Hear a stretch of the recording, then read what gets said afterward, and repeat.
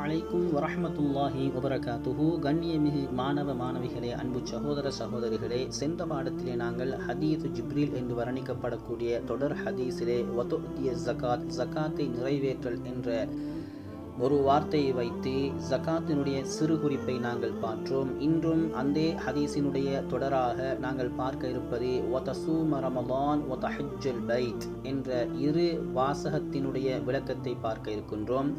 அதில் முதலாவதாக நாங்கள் பார்க்க இருப்பது வதசூம ரமலான், ரமலான் மாதத்திலே நோன்பு நோற்றல் என்ற கருத்தின்படி நாங்கள் இன்றைய பாடத்தை நாங்கள் ஆரம்பம் செய்ய இருக்கின்றோம். முதலாவதாக ரமலானுடைய நோன்பு என்று வருகின்ற பொழுது, சௌம் என்று வருகின்ற பொழுது அதற்கு லுகத்துடைய ஒரு கருத்தும் இஸ்திலாஹுடைய ஒரு கருத்தும் இருக்கிறது என்று நாங்கள் கிதாபுகளிலே படித்திருக்கின்றோம். அந்த வகையிலே சௌம் என்பதற்கு லுகத்துடைய கருத்தை நாங்கள் பார்க்க போனால் அது சொல்கிறார்கள், الصوم هو الإمساك مطلقا سواء كان إمساكا عن المشي أو عن الفعل والحركات أو إمساكا عن الكلام.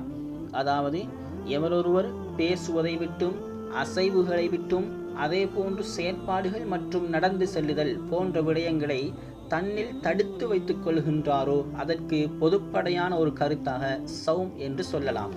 அதாவது சௌம் என்பது விளக்கமாக பார்க்க போனால் அல் இம்சாக், தடுத்து வைத்துக் கொள்ளுதல். அது எந்த செயற்பாடாக இருந்தாலும் ஒரு விடயத்தை நாங்கள் தடுத்து வைத்துக் கொண்டால் அதற்கு பொதுப்படையான ஒரு கருத்தாக சௌம் என்று சொல்லலாம் என்று கிதாபுகளிலே பதியப்பட்டிருக்கிறது. ஆகவே இதற்கு ஆதாரமாக சூரா மரியம் 26வது வசனத்தை நாங்கள் எடுத்துக்கொள்ளலாம். இன்னி நதர்து லிர்ரஹ்மானி ஸௌமன் ஃபலம் உகல்லிமல் யௌம இன்சியன். இன்றைய நாள் அல்லாஹுக்காக நோன்பு நோற்பதாக நான் நேர்ச்சை வைத்திருக்கின்றேன், அதனால் இன்றைய நாளிலே நான் மனிதர்களோடு பேச மாட்டேன் என்று தன்னுடைய பேச்சை தடுக்கும் விடயத்தை இந்த ஆயத்திலே அல்லாஹு தஆலா சுட்டி காட்டுகின்றான். எனவே சௌம் என்பதற்கு தடுத்து கொள்ளல் என்ற பொதுப்படையான ஒரு கருத்து இருக்கிறது என்பதை இந்த ஆயத்தின் மூலமாகவும் எங்களுக்கு புலனாகின்றது. அடுத்ததாக இஸ்திலாஹினுடைய அடிப்படையின் பிரகாரம் பார்க்க போனால், ஷரீஅத் சொல்லுகின்ற விளக்கத்தை பார்க்க போனால், அஸ்ஸௌமு ஹுவ அல் இம்சாகு அனில் முஃப்திராத் மின் துலூஇல் ஃபஜ்ரி இலா குரூபி ஷம்ஸி மஅன் நிய்யதி. அதாவது சூரியன் உதயமானதிலிருந்து சூரியன் மறைகின்ற வரை நியத்துடன் நோன்பை முறிக்கக்கூடிய விடயங்களை விட்டு தவிர்ந்திருத்தல், நோன்பை முறிக்கும் காரியங்களை செய்யாதிருத்தல், தடுத்து கொள்ளுதல் என்ற கருத்தை இந்த இஸ்திலாஹின் மூலமாக எங்களுக்கு விளங்கிக் கொள்ளலாம். ஆகவே இந்த நோன்பு ஹிஜ்ரி 2ஆம் ஆண்டு இஸ்லாமிய சமூகத்திற்கு கடமையாக்கப்பட்டது என்பதனை இஸ்லாமிய வரலாற்று நூல்கள் எமக்கு எடுத்து காட்டுகிறது. அது மட்டுமல்லாமல் இந்த நோன்பு எமக்கு கடமை என்பதனை குர்ஆன் பின்வருமாறு உணர்த்துகிறது. யா அய்யுஹல்லதீன ஆமனு குத்திப அலைக்குமுஸ் ஸியாமு கமா குத்திப அலல்லதீன மின் கப்லிக்கும் லஅல்லக்கும் தத்தகூன். ஏ ஈமான் கொண்டவர்களே, உங்களுடைய முன்னைய சமூகங்களுக்கு எவ்வாறு நோன்பு கடமையாக்கப்பட்டதோ அதே போன்று உங்கள் மீதும் நோன்பு கடமையாக்கப்பட்டுள்ளது என்ற இந்த குர்ஆனிய வசனம் ஒவ்வொரு மனிதனும் தன்னுடைய வாழ்நாளில் அதற்கான முறையை பேணி அந்த நோன்பை பிடிக்க வேண்டும் என்ற கருத்தை இந்த குர்ஆனிய வசனம் எமக்கு உணர்த்தி காட்டுகிறது. அதே போன்று இன்னும் ஒரு குர்ஆனிய வசனத்தையும் பார்க்கலாம். ஷஹ்ரு ரமலான் அல்லதி உன்சில ஃபீஹில் குர்ஆனு ஃபமன் ஷஹித மின்குமுஷ் ஷஹ்ர ஃபல்யஸ்முஹு. ரமலானுடைய அந்த மாதத்திலே குர்ஆன் இறக்கப்பட்டது. யார் அந்த ரமலானுடைய மாதத்தை அடைந்து கொள்கின்றார்களோ ஃபல்யஸ்முஹு, அவர் நோன்பு நோற்று கொள்ளட்டும் என்ற குர்ஆனுடைய ஏவலும் எங்களுக்கு மத்தியில் நோன்பு கடமை என்பதை உணர்த்துகிறது என்பதனை எங்களால் விளங்கிக் கொள்ள முடிகிறது. ஆகவே இதன் அடிப்படையில் யாருக்கு நோன்பு கடமை என்று பார்க்க போனால் 6 நிபந்தனைகளை யார் உள்ளடக்கிக் கொள்கிறார்களோ அவர்களுக்கு இந்த நோன்பு கடமையாகிறது என்பதை கிதாபுகளிலே இமாம்கள் சட்டங்களாக எழுதுகிறார்கள். முதலாவதாக, ஒருவருக்கு நோன்பு கடமையாவதாக இருந்தால் அவர் முஸ்லிமாக இருக்க வேண்டும். ஏனெனில் காஃபிராக இருந்தால் அவருக்கு அந்த நோன்பு கடமையாக மாட்டாது. இரண்டாவதாக அல் புலூ, அவர் பருவ வயதை அடைந்திருக்க வேண்டும். சிறு பிள்ளைகளுக்கு பருவ வயதை அடையாதவர்களுக்கு நோன்பு நோட்க வேண்டும் என்பது இஸ்லாத்தில் கடமை கிடையாது. மூன்றாவதாக அல் அக்ல், புத்தி உள்ளவராக இருக்க வேண்டும். பைத்தியக்காரர்களுக்கு நோன்பு பிடிக்க வேண்டும் என்ற கடமை கிடையாது. நான்காவதாக அல் இஸ்திதாஅத்து அல ஸியாம், அந்த நோன்பின் மீது சக்தி பெற்றவர்களாக இருக்க வேண்டும். அந்த நோன்பை பிடிப்பதற்கு உடலிலே ஆரோக்கியம் இருக்க வேண்டும். ஆரோக்கியம் அற்றவர்களுக்கு நோன்பை பிடிக்க வேண்டும் என்ற நிபந்தனைகள் இல்லை. ஐந்தாவதாக அல் இகாமா, அதாவது அவர் ஊர்வாசியாக இருக்க வேண்டும், பிரயாணங்களை மேற்கொள்ளாத நபராக இருக்க வேண்டும். பிரயாணம் செய்யக்கூடிய ஒருவருக்கு அந்த நோன்பை பிடிக்க வேண்டும் என்று அவருக்கு கடமை கிடையாது. அவர் விரும்பினால் அந்த நோன்பை பிடித்துக் கொள்வார். இஸ்லாமிய முறைக்கு உட்பட்டு ஹலாலான பிரயாணங்களாக இருந்தால் அவருக்கு விரும்பினால் அந்த நோன்பை விட முடியும். ஆறாவதாக அஸ்ஸிஹத், தேக ஆரோக்கியம் உள்ளவராக இருக்க வேண்டும். அதாவது அன்னகாஉ அனில் ஹைதி வன் நிஃபாஸ், அந்த நிஃபாஸுடைய தன்மைகள் ஹைதுடைய தன்மைகளை விட்டும் நீங்கியவராக அவர்கள் இருக்க வேண்டும் என்று இப்படியான 6 நிபந்தனைகளை இமாம்கள் கிதாபுகளில் பதிவு செய்கிறார்கள். ஆம், அடுத்ததாக இந்த ஹதீஸினுடைய தொடரிலே நபி அவர்கள் சொன்ன வார்த்தை தான் வதஹுஜ்ஜல் பைத், ஹஜ் செய்தல். இந்த ஹஜ்ஜை பொறுத்தவரையில் இதற்கும் லுகத்துடைய ஒரு கருத்தென்று, அதே போன்று இஸ்திலாஹுடைய கருத்தென்று இமாம்கள் வரையறுக்கிறார்கள். லுகத்துடைய கருத்தை பார்க்க போனால் அல் கஸ்து இலஷ் ஷைஇல் முஅல்லம், கண்ணியமான ஒன்றை நாடி செல்லுதல் என்ற கருத்தை லுகத்திலே இமாம்கள் கிதாபுகளிலே பதிவிடுகிறார்கள். இஸ்திலாஹினுடைய கருத்தை பார்க்க போனால் கஸ்து பைத்தில்லாஹில் ஹராம் லி அதாஇ மனாசிகின் மஹ்சூசத்தின் ஃபீ தமனின் முஅய்யினின், அதாவது கஸ்து பைத்தில்லாஹில் ஹராம், அந்த கஅபத்துல்லாவை அல்லாஹினுடைய ஆலயத்தை நாடி செல்லுதல். ஏன்?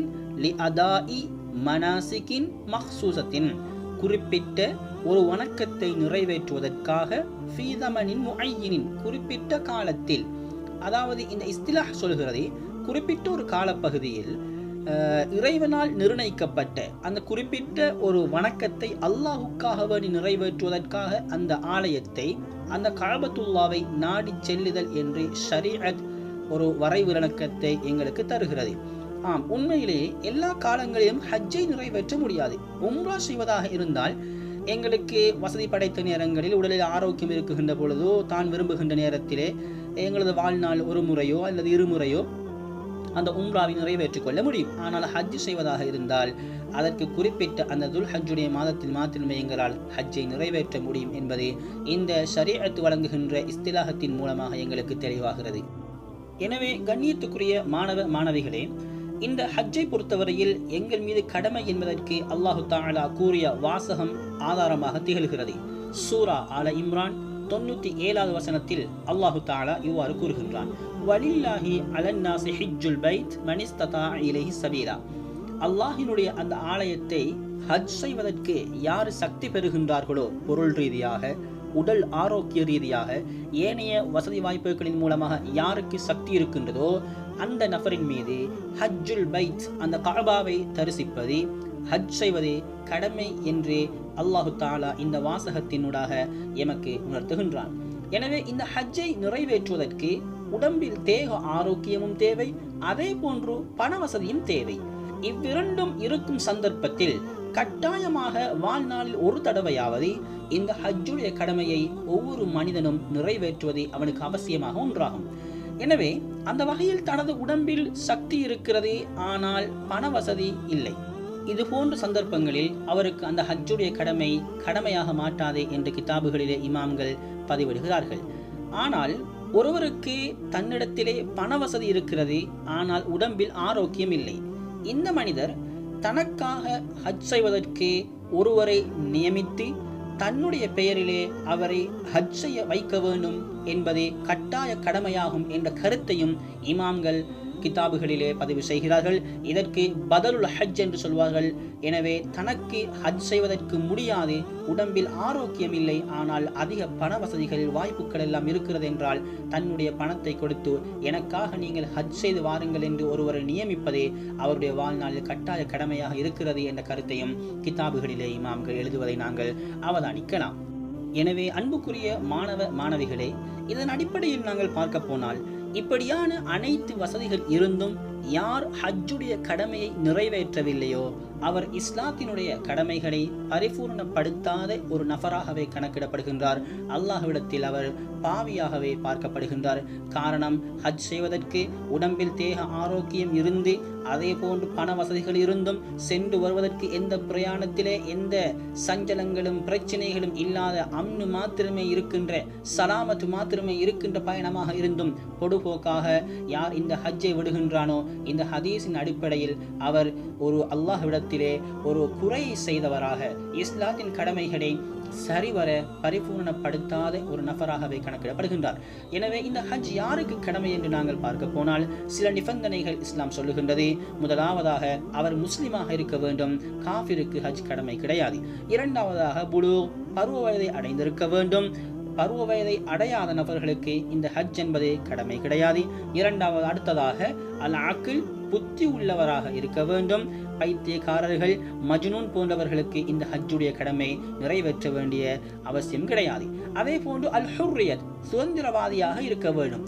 அடிமையாக இருந்தால் அந்த அடிமைக்கு ஹஜ் கடமையை நிறைவேற்றுவது அவருக்கு அவசியம் கிடையாது. அடுத்ததாக அல் இஸ்திதாஅத்து ஃபில் பதனி வல் மால், உடம்பிலே சக்தி உள்ளவராகவும் அதே போன்று செல்வங்களிலே சக்தி உள்ளவராகவும், கண்ணிடத்திலே பணமும் இருக்க வேண்டும், செல்வங்களும் இருக்க வேண்டும், உடம்பில் தேக ஆரோக்கியம் இருக்க வேண்டும். இப்படியான நிபந்தனைகளை யார் தன்னிலே உள்வாங்கிக் கொள்கின்றார்களோ அவருக்கு ஹஜ் என்பது கடமையாகி விடுகிறது என்ற கருத்தை இஸ்லாம் எங்களுக்கு உணர்த்துகிறது. எனவே நாங்களும் அல்லாஹு தாலாவுக்காக வேண்டி அந்த ஹஜ்ஜுடைய கடமைகளை நிறைவேற்றி அல்லாஹு தாலா எங்களையும் அவனுடைய கூட்டத்திலே சேர்த்து மேலான ஜன்னத்துல் ஃபிர்தௌஸில் எங்களை குடியமர்த்துவதற்கு அல்லாஹ் அவனது அன்பையும் அருளையும் சொரிந்தல்வானாக. ஆமீன் ஆமீன். வ ஆகிரு தஅவானா அல்ஹம்துலில்லாஹி ரப்பில் ஆலமீன்.